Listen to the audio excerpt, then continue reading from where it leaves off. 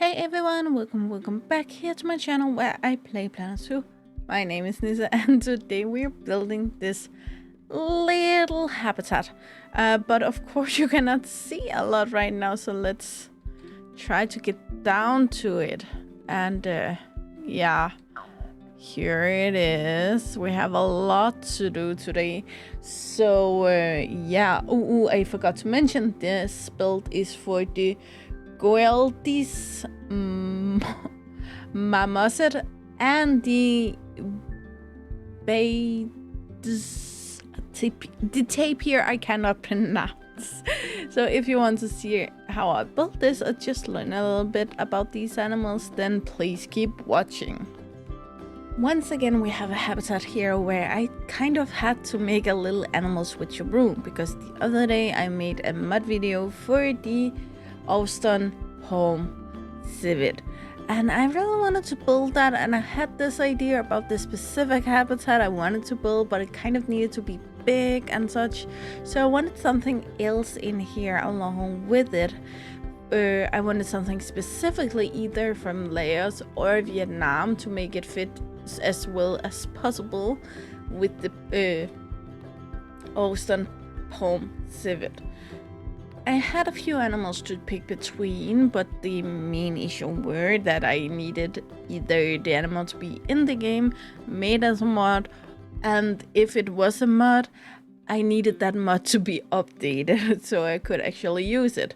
So the only viable option that I actually found were the Chinese pangolin, and you will see me put them in here, both of them, in a few minutes. The thing is though, right after I put it in there, one of the Chinese pangolins died. I thought since they were about the same size as the Beautyful Home civet, then they wouldn't attack each other. Again, most animals do only hunt things they want to eat, and again, same size animal, it doesn't make sense to try to eat most of the time.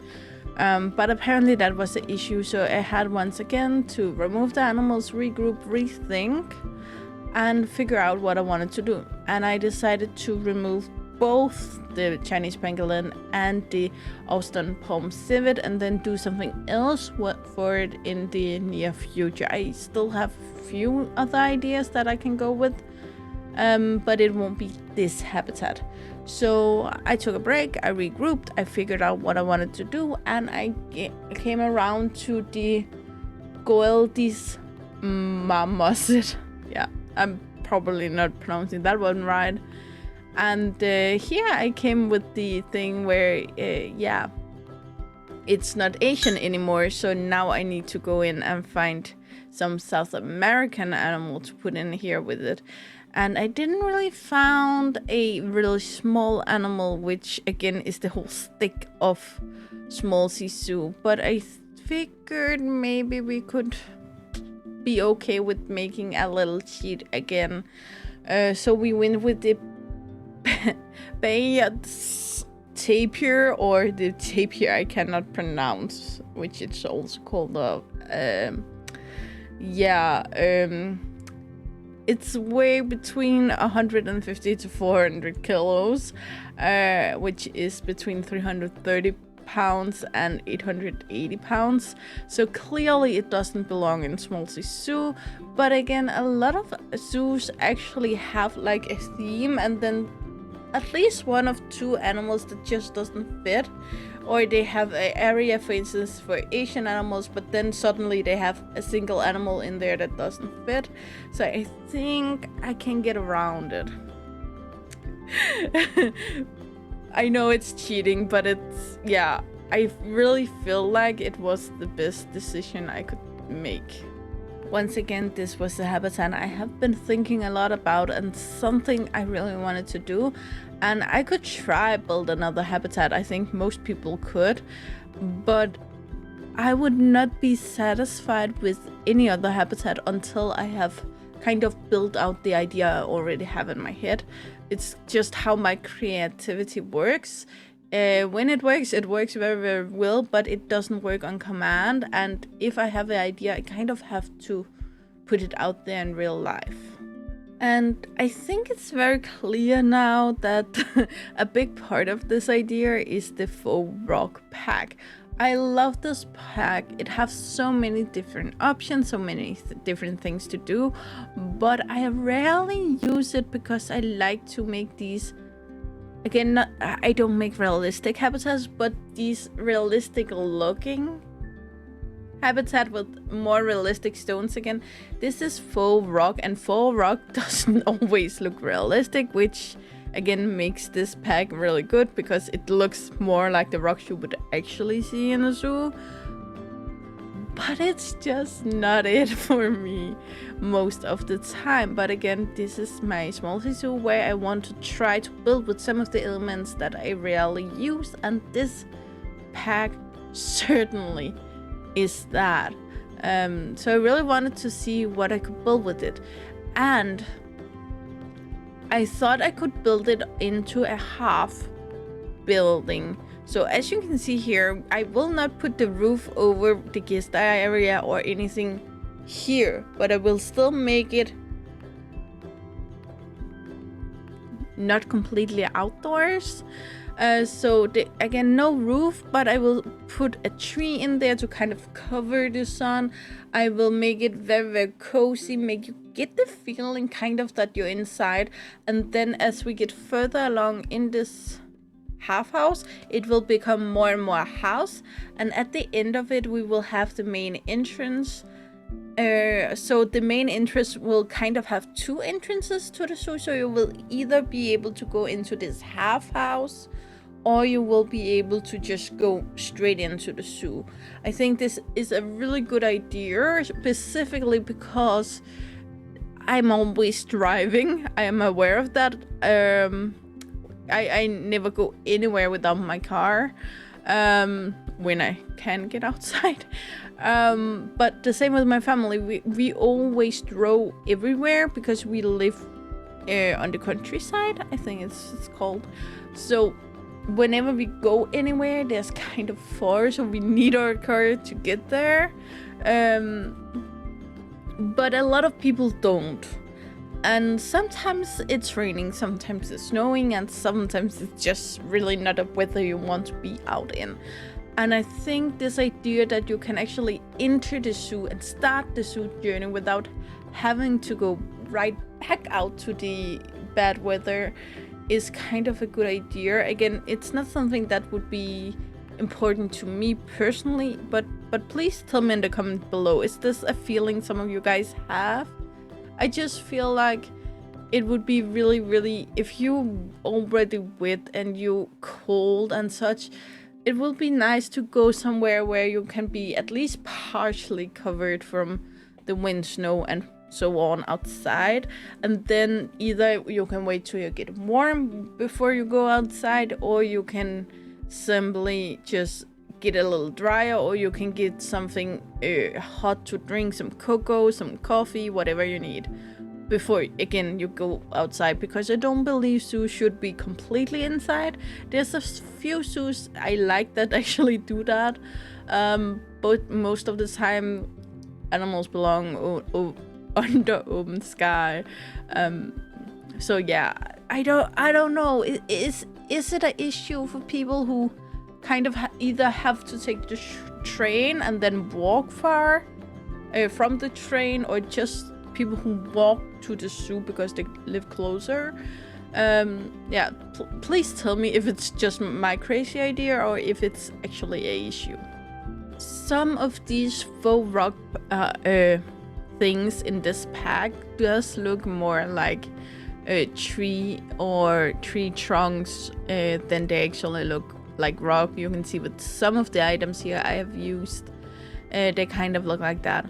And therefore I did actually think about going all faux rock pack and also make any climbing and any what's it called, just anything in here faux rock.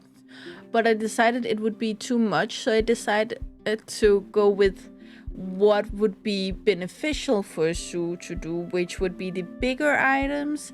Again, faux rocks can either be faux rocks that are made somewhere else. That could be plastic, that could be plaster, it can be anything pretty much, but it can also be something that you can actually build where you are, again with plaster or concrete or pretty much any kind of things. And that's also why you can kind of decide what you want to do with it, because if it was for an elephant, well, then you would probably use concrete. For small animals, it could be plaster, whatever. You can build it off so many different things. I think it's brilliant, though again it doesn't look completely realistic.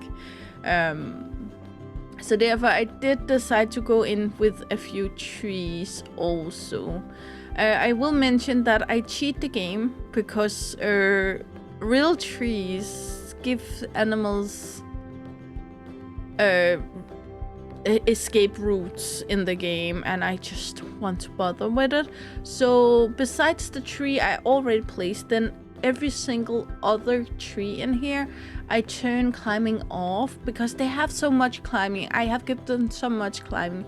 The idea initially is that, of course, they have the climbing rigs and they can climb the trees, but we have fins on top of the habitat. I will not build that, but you will get an idea of where it would be, because simply it takes so much time to do and it makes it very, very difficult to do in the game. But I will make like the barrier around where the top fence would be, so you will be able to kind of get the idea. Anyway, a lot of zoos are actually really good at making this fence around established trees, so it would either be trees that was already there and fully established that you just pull the fence around and kind of put in there really, really closely and actually combine to the tree without actually ruining the tree, or it can be plants that were grown up through the fence and where the keepers later had to cut a little hole when the tree grows. That can go both way, but I really, really want that feeling. But if I did it realistic in the game, then again it would be a escape road, because they will use the climbing to climb on top of the fence and it just wouldn't work. So we are cheating. Anyway, for the animal segment for today, I will be focusing on the Goeldi's Marmoset, because it's new. I haven't actually researched of it before, and I never heard about it before I made the video for the mod, where the Tapir I cannot pronounce. I have built for so many times, and I have so many videos where there's info about them, and just to make sure I don't repeat myself too much, I will therefore be focusing on the animal that actually do belong in this zoo. However, I will still be leaving links below for both animals, so you again can go and read for it yourself if it's something you want to. Again, it's always recommended from my side to learn more about these beautiful animals. However, the Goeldi's Marmoset is of course a animal in the Animalia Kingdom, Mammalia class, and the primate order. For family, we are looking at the Calitrichidae family, which is a family of smaller New World monkeys, which include marmosets, tamarins, and lion tamarins. And there's quite a few animals in here. There is 48, however I'm not completely sure if they are all still alive,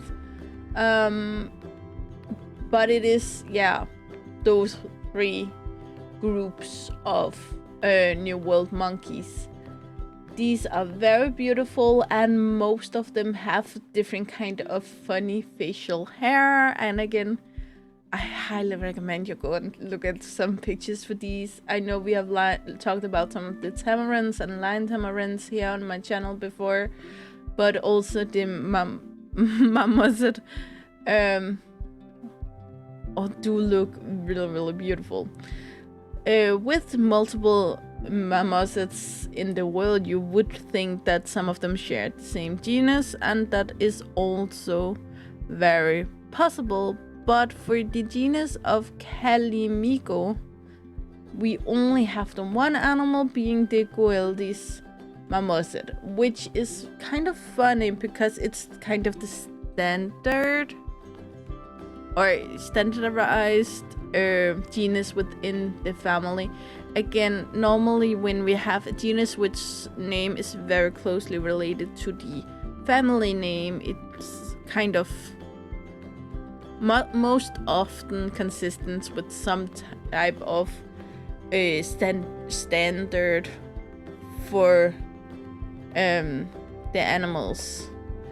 But yeah, it is the only one in that genus, and therefore it's not far removed from all of the others, but it doesn't have one or two members that are like the closest. Therefore, all of the other marmosets, along with the tamarins and lion tamarins, they are as far removed from each other. The lesser name of the Goeldi's marmoset is therefore also Calimico Goeldis. The Goeldi's marmoset is a very small monkey. It in fact weighs as little as 393 to 860 grams, which is about 13.9 to 30.3 ounces. Very, very small. It have a total length, and I'm pretty sure that's with tail, about 20 to 23 centimeters, which would be 7.9 to 9.1 inch. Once again, very, very small, along with all of the other marmosets, tamarins, and lion tamarins. They are quite cute, quite cuddly looking, but they can also be quite vicious. The Goeldi's marmoset is once again from South America, and it have a blackish brown or blackish gray coloring going on in most of the fur. However, they can sometimes have red, white, or silvery brown highlights. And for anyone out there who doesn't know, highlights are not like spots. Spots are bigger. Highlights would either be individual strands of hairs that have this, or it will be like very, very thin groups of hair, maybe 10, 11 hairs in a little bundle, having these colorations that would normally be on either on their head or on their tail. It lives once again in the South American forest, rainforest, and scrubland within the tropical climate zones. This would be in Bolivia, Brazil, Colombia, and Peru. However, Colombia is the only of these countries where you could actually see them, along with this tapir I cannot pronounce, since it lives in Belize, Colombia, Costa Rica, Guatemala, Honduras, Mexico, Nicaragua, and Panama. However, it also, of course, lives within the tropical climate zones. So there is a chance for seeing them together in the wild, but it wouldn't be the most common thing to see. I will just mention that in the game I have, I think, 12 adult individuals in my troop, and I have then I think 8 babies at the point of recording the cinematics. I just like to mention this because reading about them now, I actually learned that they are highly social animals that live in a smaller troops compared to some other monkeys, about 6 individuals only. I think the mod actually says 40. I just mention it in case you want to use it for later. These groups are actually so social dependent of each other, so they will rarely go more than a few feet away from each other. And even then, though they are so close all the time, they will still also stay in contact with one another by using high-pitched calls. Again, monkeys have various different sounds, but if they want to go high-pitched, they go high-pitched, and it wouldn't be comfortable for anyone to listen. So I kind of happy that I made their habitat under open sky and with wood surrounding them, which would both benefit the acoustic in the area. Again, if you ever been locked within a small room with a monkey or a parrot or any kind of squeaking high-pitched animal, you know how terrible it can be. And when you are so dependently social, you not only need to be close and yell at each other to know everything's going on all the time, but you also need your scent, facial expressions, and body language to constantly communicate to the other in the groups and get communication for the other in the groups. These animals are perfect climbers and they are very agile.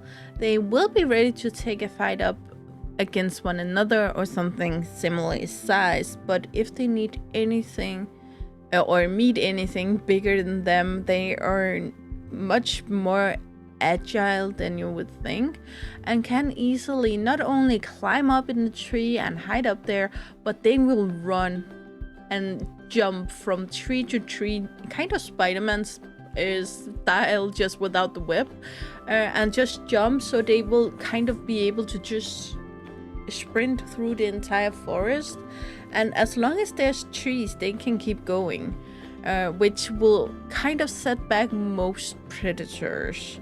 Even predators such as other primates, again, these are also very, very small and very, very lightweight, so they don't need a thick branch to land on either.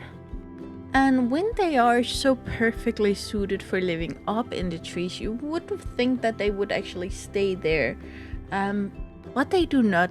They find most of their food on the scrubby undergrowth beneath the trees because they are omnivores, which means, yes, they eat like fruit and stuff, but they also eat meat-based stuff such as insects, spiders, lizards, frogs, and even snakes, depending on the size, probably. In the dry season, they feed on fungi, and they are actually the only tropical primate known to do so.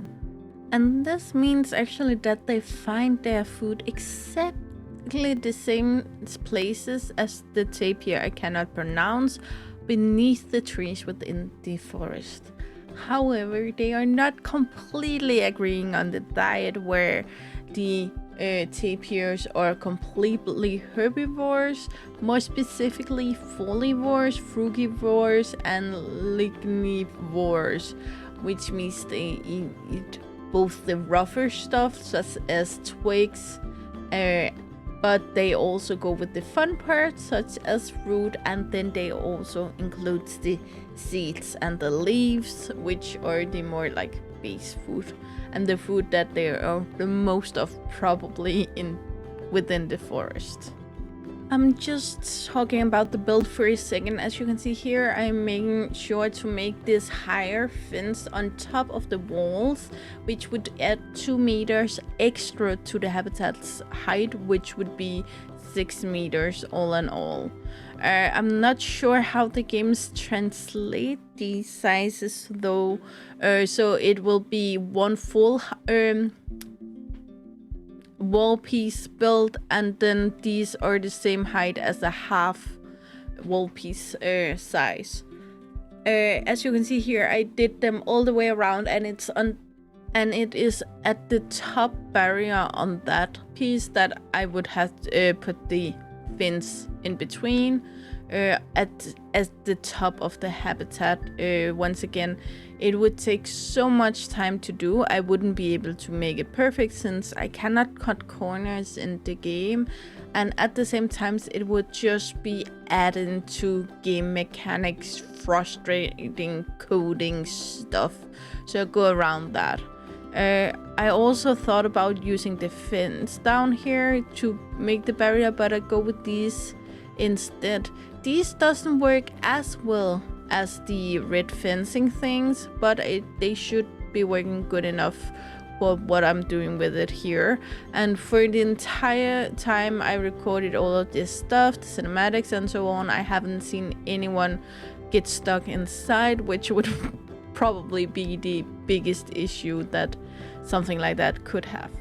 And just to give you an idea of sizing for this rounded area, I made the paths until the rounded area 4, and then the round area I made by 5 meters road, so the circle should be like 10 meters in diameter, but I'm not completely sure again how the game translate that into feet. Luckily at this time the Goeldi's Marmoset doesn't have a lot of issues in the wild. However, the idea of jumping down the forest may become an issue in the future. Again, it is something people already does, and it is an issue for a lot of animals. But because these are so small and they live kind of far away from humans if they can, and any kind of noise, if noise appears, then they will kind of move further away from that. So because of that, it haven't become an issue at this point. But once again, it doesn't take a lot to get there to where it actually is a really big issue. According to Animalia, there isn't a specific number known of the population in the wild, so I went straight to the IUCN Red List since it is where they refers to the most, and maybe they just haven't been updated. But no, they do not have a number either. But what I can see is it seems that the population trend is decreasing. So once again, we are going in a direction where whatever issues that may occur in the future is looking more and more dire. And at this point they are listed as vulnerable, which I once again just will remind you, it's not a good spot to be in. It's again, they are not critically endangered, they are not extinct in the wild or anything like that, but this is the turning point where a lot of animals wouldn't be at such a big risk if we have stopped the population decreasing already at this point. So I will at most just remind you that if you are ever in a position where you can hurt these creatures or help them, please help them because they need it. And I hate when we talk about animals that either already are extinct in the wild or may go extinct in the wild because people didn't do anything that when they were only vulnerable. I hope these videos at least make some people think another time. I know I don't reach as many people as I would like to, but I really appreciate that. I have a feeling that the people that do watch these videos really care and really love these animals. So thank you for being here. Enjoy the cinematics, and I will come back afterwards.